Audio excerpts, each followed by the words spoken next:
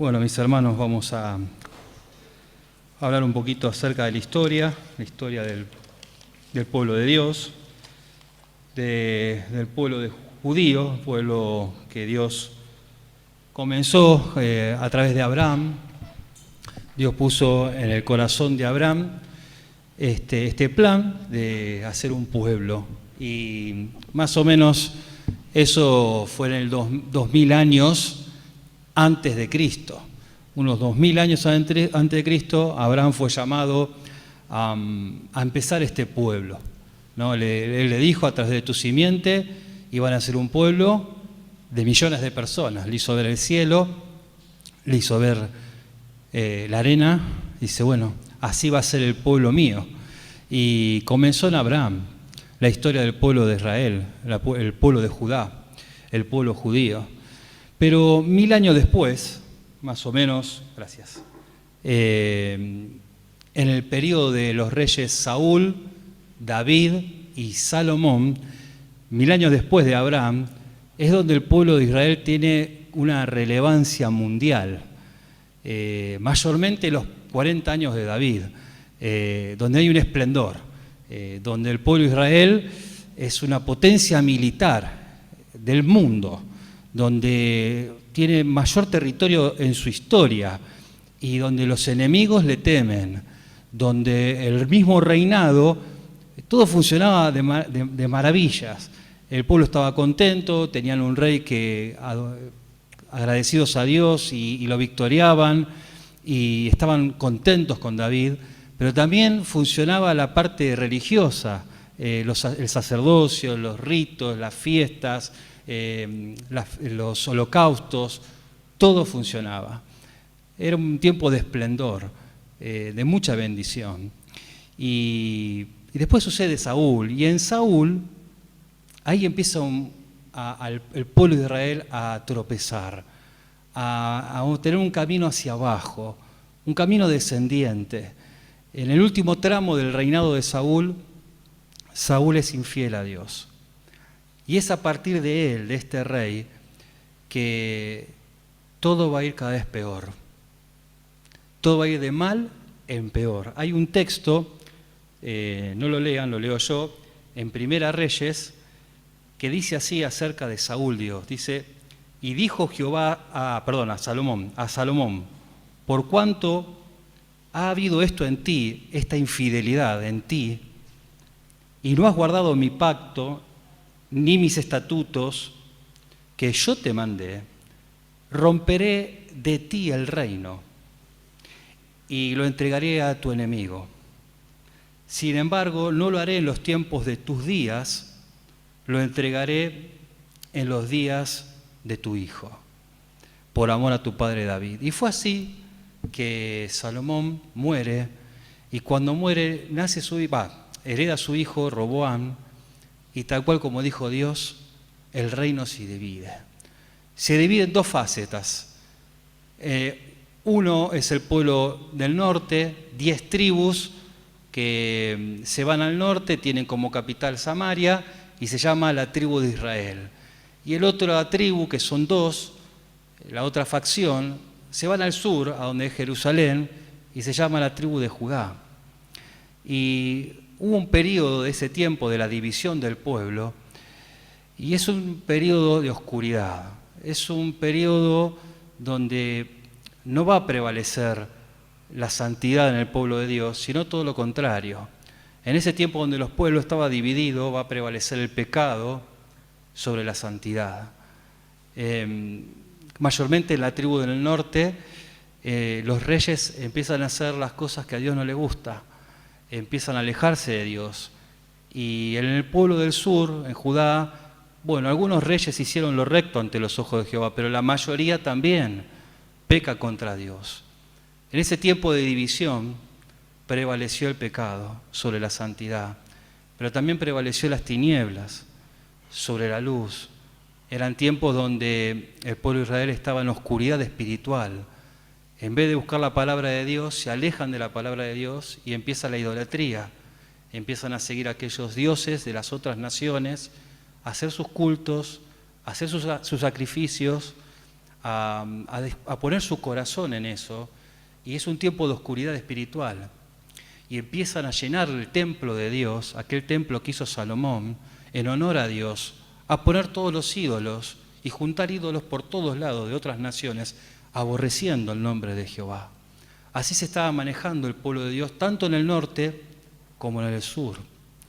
Fue un tiempo donde prevaleció la voluntad del hombre por sobre la voluntad de Dios. Los reyes, los sacerdotes, no solamente la parte política, sino también la parte religiosa del pueblo de Dios, empezó a hacer lo que quería en su corazón, hacer su voluntad y dejar de hacer la voluntad de Dios. Prevaleció eso en el corazón de los hijos de Dios, del pueblo de Dios, en este tiempo de división. Prevaleció el odio, prevalecieron las guerras, prevaleció la muerte, murieron muchos israelitas, tanto del norte como del sur, en muchísimas guerras. Prevaleció la idolatría, la oscuridad espiritual, por sobre la palabra de Dios, por sobre la ley de Dios. Y no solamente por sobre la ley de Dios, sino también por sobre las bendiciones de la ley de Dios. Dios les había prometido, cuando ingresaron a esa tierra, paz. Les prometió protección, les prometió provisión. ¿Se acuerdan? Una tierra que fluye leche y miel. Les prometió alegría y gozo y regocijo. Les prometió recrearse en el amor de Dios y en el amor los unos por los otros. Pero no prevaleció eso, sino todo lo contrario. Es un periodo, el de este tiempo de los reyes divididos, de los reinos divididos, donde Dios levantó profetas, por ejemplo Jeremías, Isaías, a cuales les advertía al pueblo diciéndole: basta, córtenla, vuélvanse a Dios, porque están pecando contra Dios, porque les va a venir males. Si siguen así, Dios los va a castigar. Y les advirtieron, hasta que empezaron a profetizar un castigo de Dios. Y empezaron a comentarle esto a los reyes. Y fue así. Dios castigó al pueblo, a su pueblo. Dice la Biblia, más o menos en el año 722 a.C. Dijimos 2000 años antes de Cristo, Abraham. Más o menos 1000 años después, Saúl, David y Salomón. El pueblo se divide y al año 722 antes de Cristo, Dios va a castigar al pueblo del norte, al pueblo llamado Israel, esas 10 tribus, cuya capital es Samaria, y los castiga. Y les manda un pueblo asesino, un pueblo que no iba a tener piedad sobre ellos, el pueblo asirio. Después de ese ataque, no se supo más nada de las 10 tribus de Israel. Más nada. Los historiadores dicen que algunos, muy pocos, pudieron huir al sur, pero quedaron desaparecidas esas 10 tribus. Las profecías siguieron, porque claro, quedaba la tribu del sur, la tribu de Judá, y Jeremías constantemente hablándoles, y también les dijo: hay un castigo para ustedes. Y fue así en el 586 a.C., muy poquito, 500 años. Recuerden que nosotros tenemos 500 años del descubrimiento de América para ver los tiempos, ¿no? Que son 500 años. 500 años antes que venga Cristo, más o menos, viene un ataque hacia la tribu de Judá, profetizada por Jeremías. Y así vino. Pero esta vez no vinieron los asirios, vino un rey muy conocido por nosotros, Nabucodonosor, rey de Babilonia, la potencia mundial de la época. Y vino Nabucodonosor, atacó y venció al pueblo de Judá. Y dice así la Escritura, en 2 Crónicas, yo se lo leo, no lo busquen. Dice que asimismo este rey tomó todos los utensilios de la casa de Dios, los grandes, imagínense los utensilios, ¿no? Los grandes, los pequeños, los tesoros de la casa de Jehová. Tomó todos los tesoros de Dios, de la casa de Dios, pero también dice que tomó los tesoros de la casa del rey. El rey tenía sus tesoros. Imagínense que el rey heredaba todo lo que Salomón había hecho.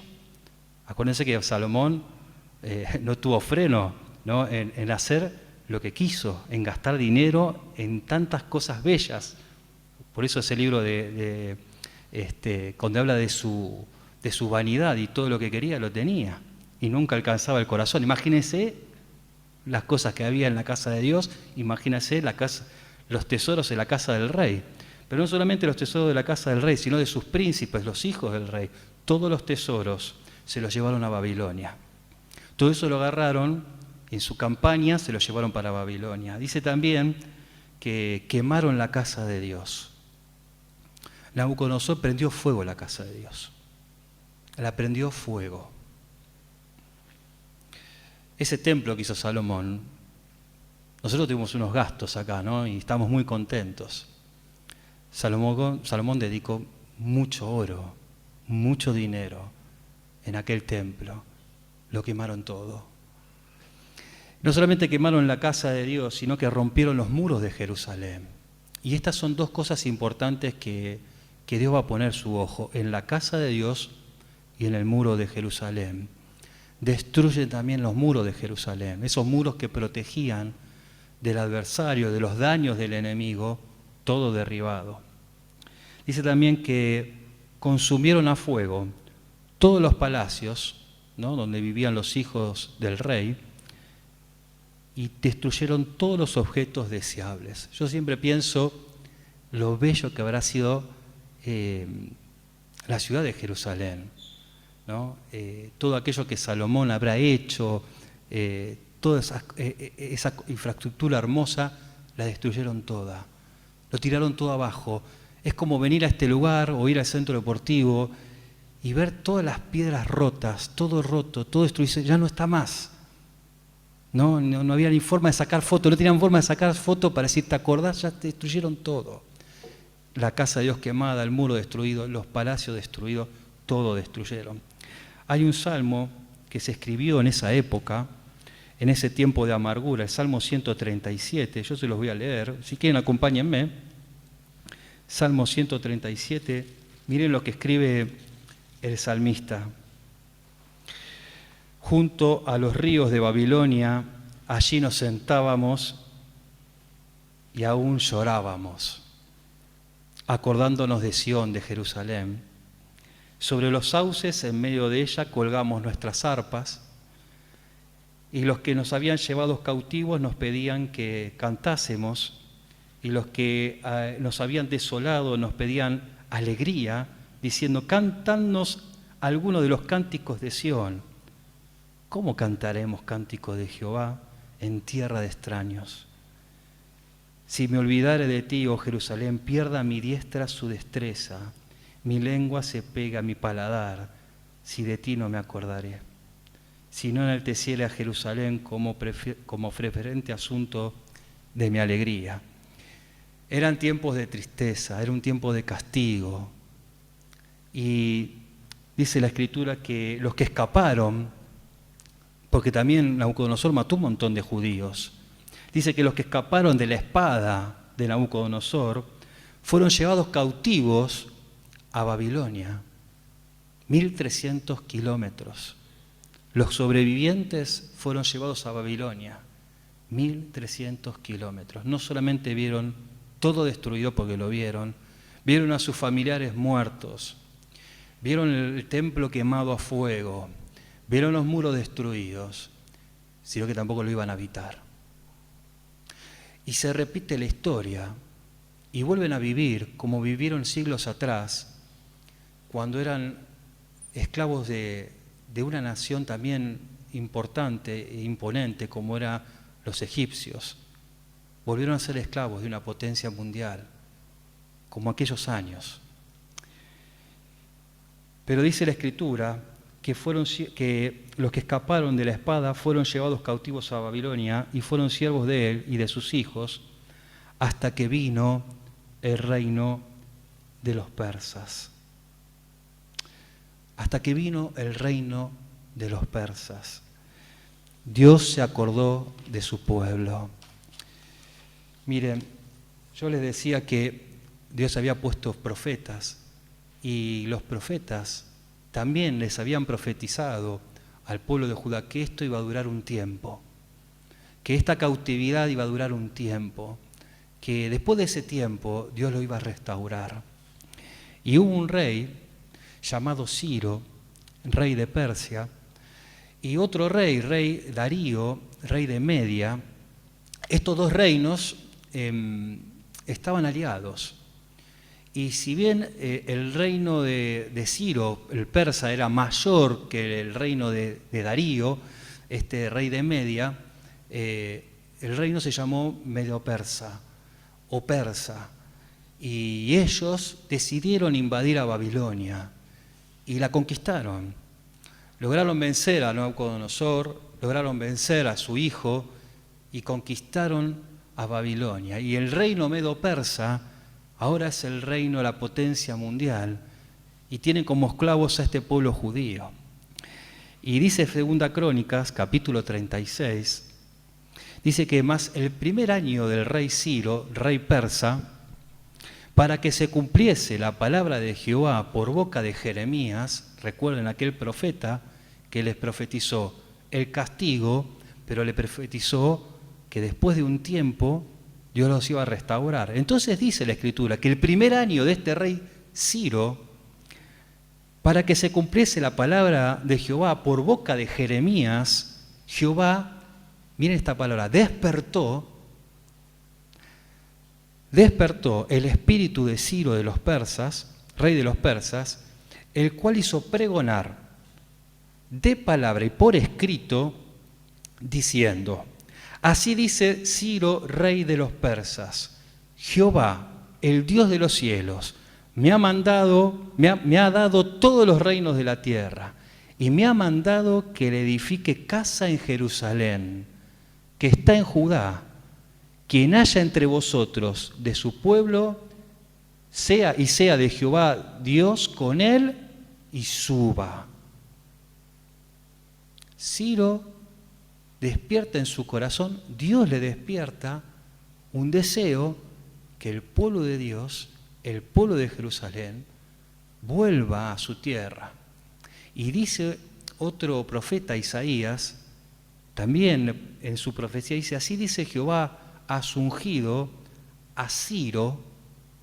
Dios dice que su ungido es Ciro, el cual tomé yo por su mano derecha para sujetar naciones delante de él y desatar lomos de reyes, para abrir delante de él puertas, y las puertas no se cerrarán. Jeremías hasta lo nombró, hasta le puso, no, mire si esta profecía se iba a cumplir, que le puso el nombre Dios, que diga que era Ciro. Y fue así. Muchos años después, este rey, Ciro, Dios despertó en su corazón el deseo de que el pueblo de Dios vuelva a su tierra, la vuelva a habitar, la reconstruya, y la iba a financiar. 70 años después de esta cautividad, 70 años después de tanto castigo y dolor, Dios cumple su promesa y viene un tiempo de restauración, porque Dios lo había mandado. Y comienza un periodo, el periodo del regreso. Entonces recordamos, Dios pone en Abraham, en su corazón, una ciudad, un pueblo. 1000 años después, el pueblo a su esplendor, por mano de David. Pero después el pueblo se empieza a olvidar de Dios. Se divide. El pueblo del norte, castigado, prácticamente desaparece. Y el pueblo del sur, 70 años de cautividad, por manos de Nabucodonosor. Pero cumplidos 70 años, por los profetas mencionados, el rey Ciro, el rey persa, toma la decisión de decir al pueblo: regresen, pueden regresar. ¿Cómo va a ser el regreso? Bueno, muy particular. Va a ser en 3 momentos muy marcados y distintos. Son 3 momentos. El primer momento va a ser justamente los días de Ciro, rey persa, y va a mandar, el primer regreso va a ser a través de 2 personas. Uno se llama Zorobabel y el otro se llama Josué. va a ser un equipo, va a ser dos personas, dos judíos que van a trabajar juntos. Zorobabel era un príncipe descendiente del linaje de David y va a tratar el tema político, era muy político él, era de las partes de los príncipes. Y este Josué no tiene mucho que ver con el Josué, aquel que fue el líder que siguió después de Moisés. No, este es un sumo sacerdote que se iba a encargar de la parte religiosa. ¿Y cuál fue el objetivo de Zorobabel y de Josué? Bueno, el objetivo fue reconstruir. Apenas llegaron, un altar. Y es maravilloso, porque después de 70 años, mis hermanos, de colgar el arpa, de no poder alabar a Dios, de profunda tristeza, de darse cuenta que fue por culpa de ellos, de un olvido de Dios, y de clamar y clamar por perdón de parte de Dios. Bueno, 70 años así. Y lo primero que hacen cuando llegan, restauran el altar y vamos a adorar a Dios. Y vamos a empezar con el altar. Y prenden fuego y agradecen a Dios. Claro, hay piedras, madera quemada, es un desastre, pero volvimos. Dios se acordó de nosotros. Y sí, hay destrucción, pero Dios nos dio la oportunidad. Hagamos un altar y comencemos de nuevo, pero comencemos bien. Primero Dios. Altar. ¿Cómo lo habrán armado? Bueno, no sé. Rápido. Con diligencia, sí, pero rápido. Y agradezcamos a Dios. Y después dice que el primer año, luego del primer año comenzó la construcción del templo. Y ahí hacen las bases del templo. Y ahí está Zorobabel construyendo el templo y lo terminan. Pero esta historia está en el libro de Esdras. Si quieren vayan a leerlo porque es interesante. No fue fácil, no fue sin problemas.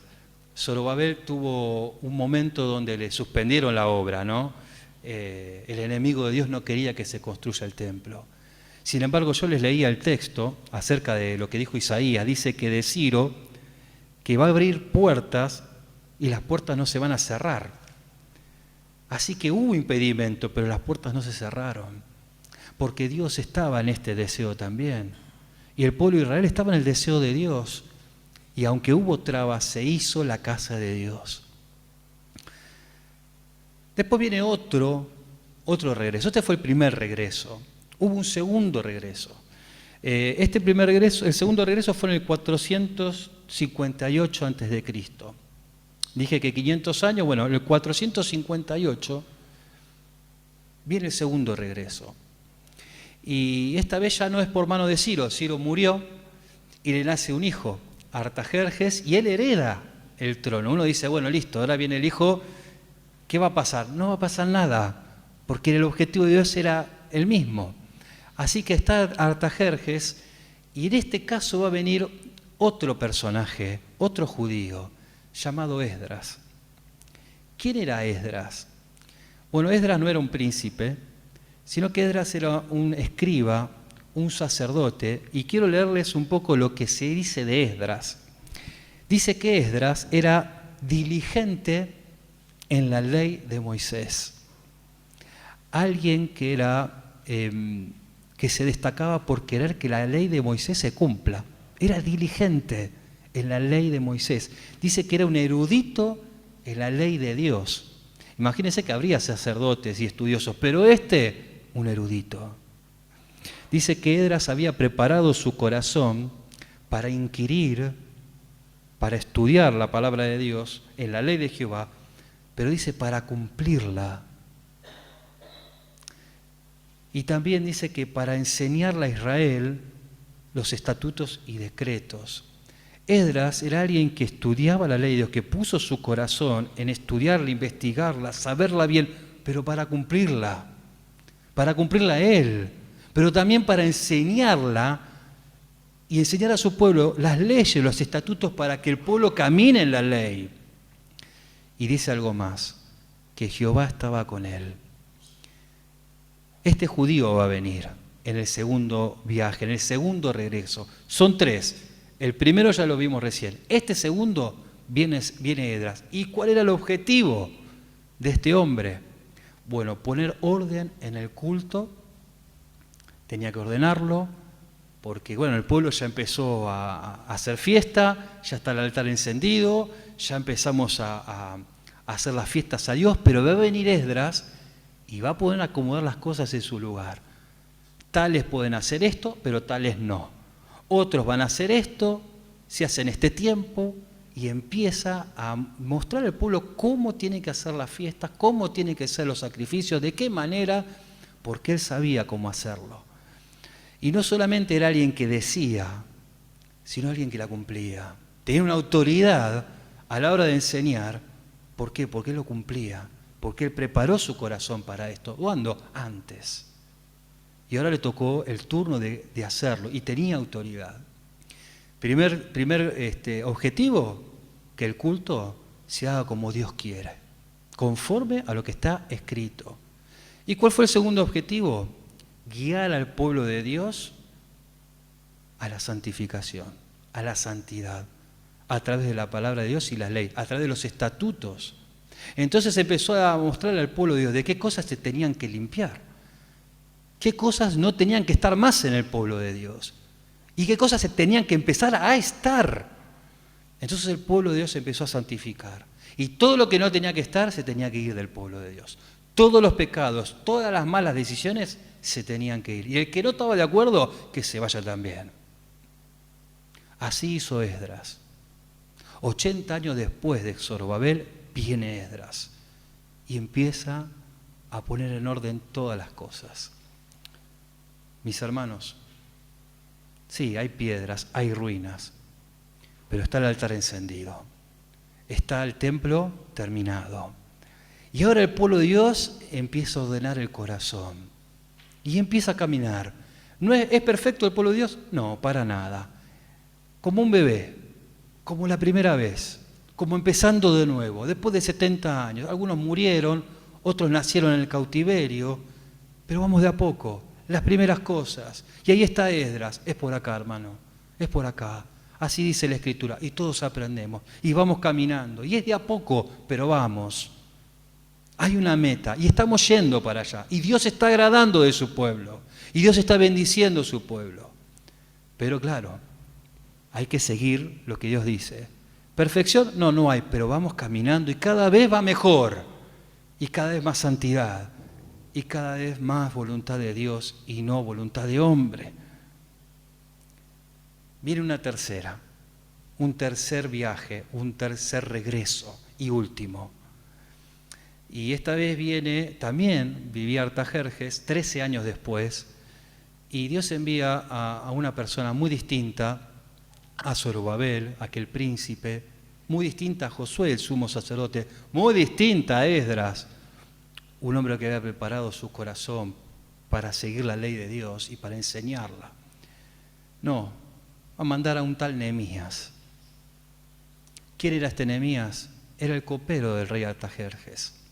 Era aquel que tenía la confianza del rey para que cuando traigan la comida, venía Nehemías y decía: come tranquilo, rey, no te vas a morir, no te la envenenaron, podés comer tranquilo.